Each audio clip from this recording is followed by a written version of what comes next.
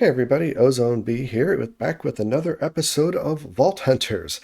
After the stay home episode last week, I think it's time to actually get something done. Additionally, I want to try to run vaults until I can get enough stuff to get the last knowledge star that I need and unlock Danks.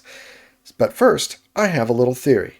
In the last episode, I was talking about how poor the loot is all the time, and after a while, I got to thinking about it. Do you remember very early on, well, episode 1 actually, when I first started the Vault Hunters?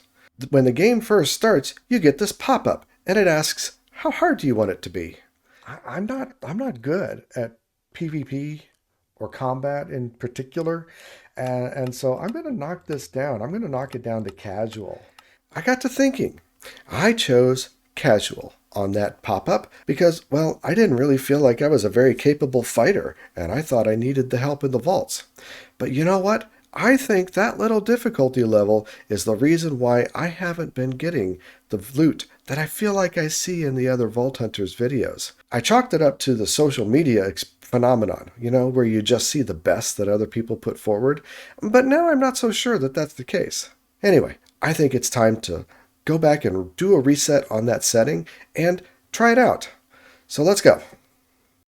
Now, if you want to change the global difficulty within your game world, maybe you've already launched it and you chose casual like I did, this file right here, the vault.global difficulty, is the one to delete. And when you launch the game next, it will prompt again for you to enter that value. Now, this is found in your saves folder of the whatever world that you're in and in the data folder underneath that. It's always good to make a backup, though, just in case you mess something else up accidentally. And so here I am, after restarting the game, getting prompted once again with this difficulty selection for Vault Hunters. Now remember, when I started this, I said casual. Now, that's only one step below standard, but I do feel like it's made a difference in the vault loot that I've been getting. So I think I'm going to choose standard this time. So now let's try to run a vault and see if I can figure out how much of a difference it makes. So here I am decked out now in all of my brand new vault gear I'm going to be using the Vault Axe this time as well, because it does a lot more damage. The only thing I haven't been able to upgrade are my boots, which are still the standard netherite boots. I'm also making another really big change, and that is to use my backpack to store all of my supplies in instead of a shulker box. That was a suggestion that came from the Vault Hunter Discord, and I think it makes an incredible amount of sense, as I will not stuff my backpack somewhere in a chest in the vault.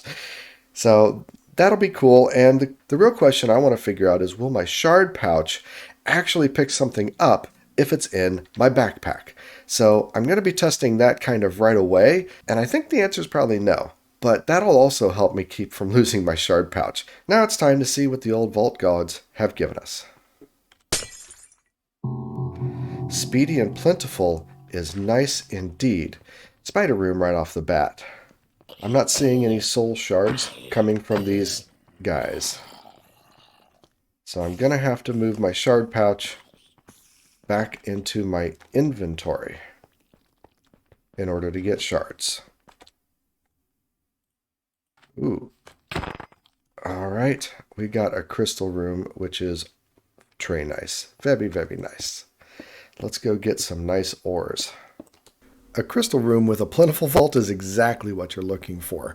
I do feel like the better ores are in crystals down in the lower floor of the room, but then so are all the mobs, and things got a bit hairy down there. Once I was done there, I went about looking for the obelisks, like I always do.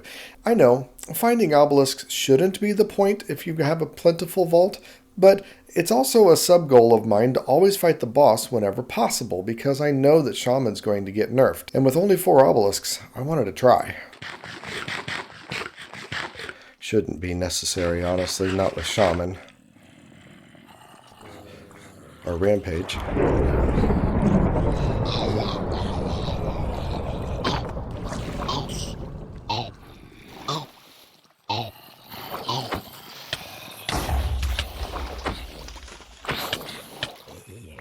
Come on, Boogie.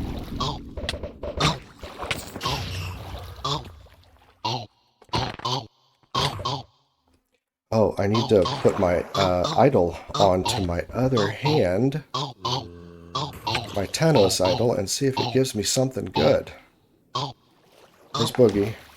Where's he at? You're healing.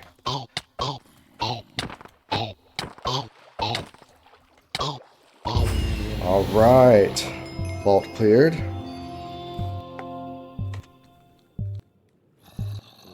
I don't have the vault crate. The boss crate. Where did the boss crate go? Arena crate, arena crate. I don't know where my boss crate went. Did it possibly go in here? Yeah, okay. Shoot, it went in my backpack. Let me take a moment, sort this stuff out, and we'll come back with a verdict. So it's hardly a conclusive test, but for one run, I think this is pretty darn good. I mean, I got a couple of unique gems, which, I mean, it is a plentiful vault, and I found a crystal room, so that's not necessarily related, but I felt like I got a pretty good amount of, other gear and stuff from the chests. I didn't even really find any gilded chests. These were all from normal chests. So I do think it actually improves the loot, even though the description of the pop-up doesn't say anything about improving the loot. But I think I need to run another vault just to make sure. And now the boss crate is also pretty good, but I think this is on standard with what I've gotten before in terms of 3 vault gear pieces and choice flask and a full burger. I think that's all pretty good, but yeah, not significantly better than what I had gotten from my other times when I've been able to kill the boss. Additionally, I was able to level up several of my pieces of vault gear, including this totem, which now gives poison immunity, and these pants adding durability. My chestplate doesn't have any levels, so it didn't get anything, but my helm, I think it already had the knockback resistance. So the extra stuff is all good. I'm going to try to use this idol now instead of the other idols that I take in and hope it doesn't actually pop. I'm really bad about just letting them pop. But it's nice to see some of these things getting more powerful, and the poison immunity actually is pretty good. All right, here we go with another vault. Also try to remember, or also I am trying to remember that my goal for this episode really is to get danks, which means I need vault diamonds, which means I need, vault diamonds. I need 3 more vault items and a bunch of star essence in order to try to get that next knowledge star. Ooh, and I popped a level, I've got a skill point, but I'll worry about that later. Let's go. Frail. What does Frail do again? Extra durability damage. Not good. Not good. I think this was one of the best vault runs I've had so far.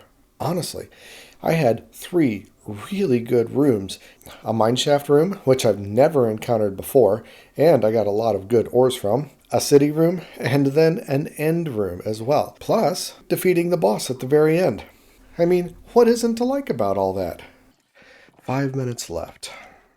Most people would say I shouldn't do it, but I'm gonna.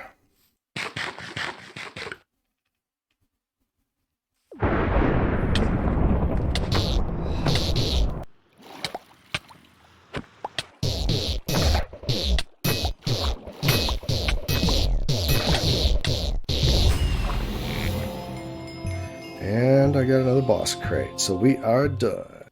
Let's look at the loot. All right, that looks like the boss crate loot. And 2 vault gear pieces. Nice. A statue, which is unidentified. You know what? A lot of good stuff, but I need to sort it out. So let me do that real quick. So here we go with the loot from the second vault. A good number of compressed ores, but look at these: Puffium, Gorgonite, and Black Opal. Definitely some good unique ores. Oh, there's the Tubium. Definitely some good unique ores here, and a lot of other ores in general. Now, we found that mineshaft room, and there was a lot, plus 2 vault diamonds, so almost there for that, at least the vault diamond part of the knowledge star. But the question is this loot better than I would have gotten at the other difficulty level? And I gotta say, I think it definitely is. In my opinion, yes. Yes, it is. So here we go with the loot from the second. Vault. A good number of compressed ores, but look at these: puffium, gorgonite, and black opal. Definitely some good unique ores. Oh, there's the tubium. Definitely some good unique ores here, and a lot of other ores in general. Now we found that mine shaft room, and there was a lot, plus 2 vault diamonds. So almost there for that, at least the vault diamond part of the knowledge star. But the question is this loot better than I would have gotten at the other difficulty level? And I gotta say, I think it definitely is. In my opinion, yes. Yes, it is.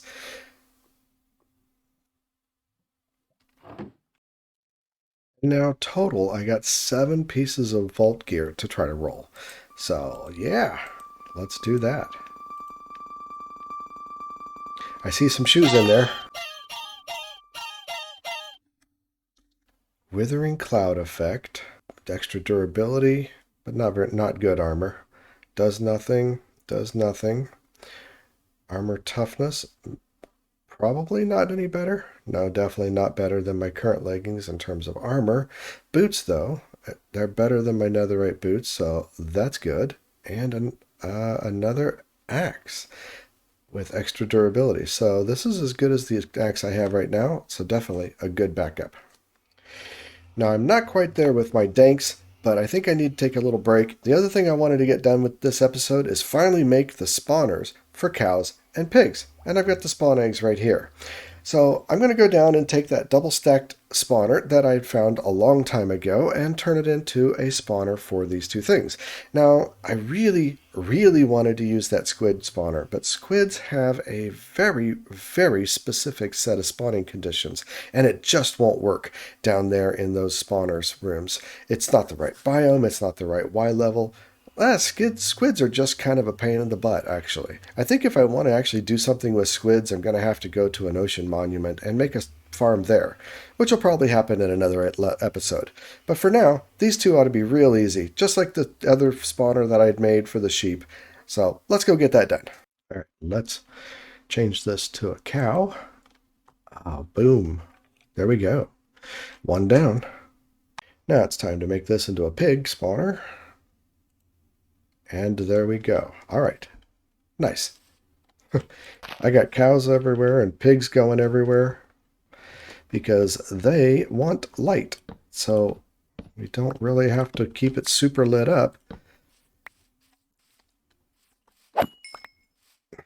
because the pigs are just going to keep on spawning. We actually do want it lit up a little bit, but because otherwise we might get mob spawned. Because pigs are only 1 block high, I should be able to make this spawning platform be 2 layers worth.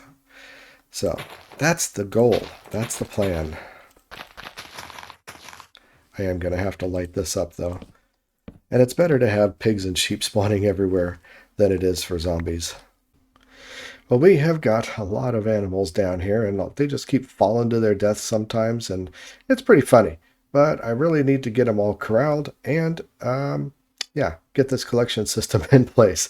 So just like in the other farm, there's going to be a hopper clock back here that's going to be triggering trapdoors and flushing water out on all 3 platforms, driving all of the mobs over into this area where I'm going to be putting in some hoppers and chests and using a new thing that I can make with the mods that I've unlocked now, these spikes. And here we go. Not much recording going on for this, as it's something we've already seen before, but I wanted to get it done. So let's go into free cam mode and do some looking around at what we've got in the rooms here. So first, we've got the pig spawner here at the bottom, and because pigs are only 1 block tall, I can actually have 2 surfaces where the pigs can spawn on. Now, as you can see, I've got bamboo spikes over here to kill the mobs that spawn. And I went with bamboo spikes. These are something that are unlocked by the furniture mod. I thought that they might be better than the campfires, but I don't actually think that they are. And then up here on this level, we've got the cows. And again, because cows are 2 blocks tall, we can only have 1 spawning layer. But they get pushed off to the edge and fall down onto the spikes. Now, it's a little a little tight here, and sometimes they don't actually fall all the way down, but it works well enough. Over here we've got just drops pouring into the chest. I've gotten so much leather and stuff that I've already taken up to the base. I don't know what to do with all of this tallow. I think you can make candles out of it, but it's pretty much it's not something the altar ever wants anyway. But when the altar wants some beef or pork or leather, I shall be ready to be able to provide. I'm going to put a couple little doors here for some security, but otherwise it's a nice little AFK chamber. Now the other spawner is right over here and still active. I don't know what to do with this yet. I'll figure something out sooner or later. I've started to kind of block it off and get the room ready, but yeah, one thing at a time. For right now, I'm pretty happy with this as a way of getting a good amount of food for the altar. Now it's time to run another vault. I am still looking to get danks this episode, and I'm a long way off. I need a lot of star essence. So, just keep running vaults. Well, I ran 2 more vaults after doing that build. I don't really feel like we need to see the vaults themselves, but there was a couple really important moments in the second vault. First, I was in a stronghold with a portal. The second one of that run, actually, and I was getting such good loot.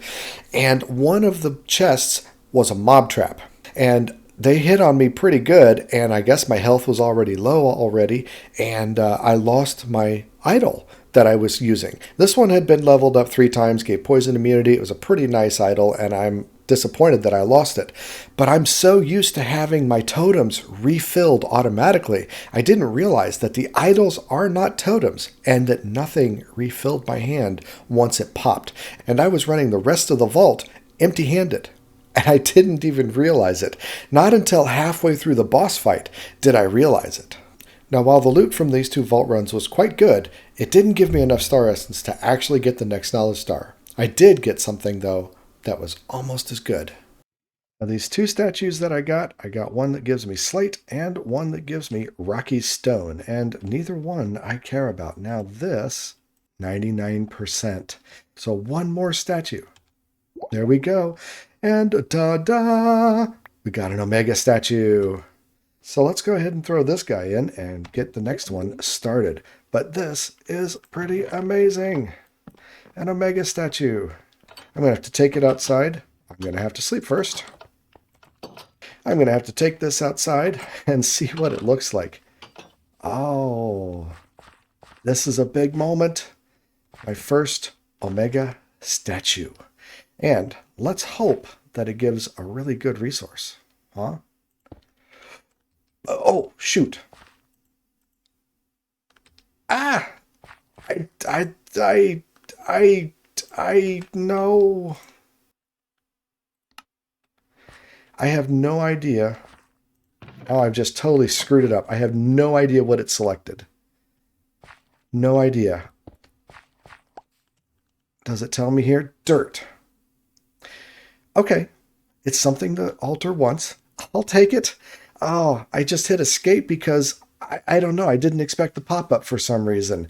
And oh man. I don't know what I missed out on. But, oh well, it's an Omega statue that makes dirt. And honestly, dirt is an annoying thing to try to collect. So I'll definitely take it. Now we're going to, of course, take this down to a smaller version and put it onto one of these boxes. There we go. And you know what? I don't remember which one this is because I changed the name too. So, you know what? Leave me a comment down below, and in the next episode, I will randomly draw one person who comments and name the statue after you. Because why not? Because I have no idea who Pal 1 is, and I don't really care. I'd rather see a statue of somebody that I know. All right, wow. This was an accomplishment. Not the accomplishment that I wanted. I wanted to hit danks, but I think we're probably out of time. So I'll take this one. I'll take this. And like I said, if you leave a comment down below, I will randomly choose somebody to name that statue after. So thank you very much. But that's all we got time for this episode. In the meantime, I'm going to keep running vaults so we can get prepared for next episode and get into some danks. Until then, remember, be excellent to each other, and I'm out.